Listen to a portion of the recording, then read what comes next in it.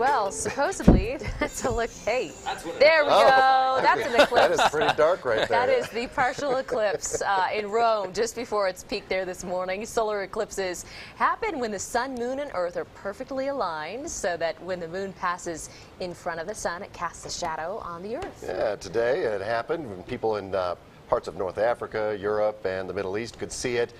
Not here, though, but glad we have all those cameras out there. Plenty of sunshine around here. Yeah, not interrupted no at all.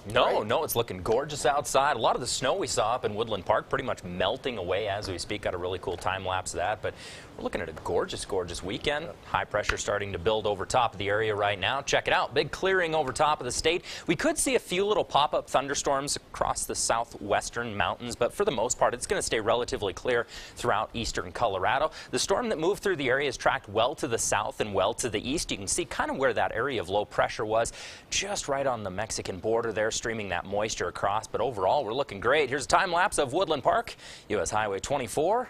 Fairview, check that out. Snow finally starting to melt right along the sidewalks there. Oh, wow. Appeared out of nowhere there. That was kind of cool. Woodland Park again there for you. As for our Skycast, here's how things are going to play out. There's a few of those little spotty storms that are going to kick up over the southwestern mountain ranges tonight. Not going to be anything too significant. We could see some of those that have a little bit heavier snow or a little bit heavier rain, but for the most part, again, they're staying well to our south. As the evening plays out, we're looking at a rather clear one. So about 10 p.m. this evening, again, clear skies throughout. Going to make for a very, very mild evening. All that moisture continues to track well to our south. As for lows tonight, just a skosh warmer than what they were last night. 34 in Colorado Springs, 35 in La Junta, 36 in Walsenburg. So some nice temperatures out there, finally starting to stay above freezing, at least for a few days. As for your extended Skycast, taking a look at your Saturday. Bright and early 5 a.m. Saturday morning, clear skies throughout. We're really not going to see any clouds hardly move through tomorrow. Just a few again over the southern portions of the state into the high terrain.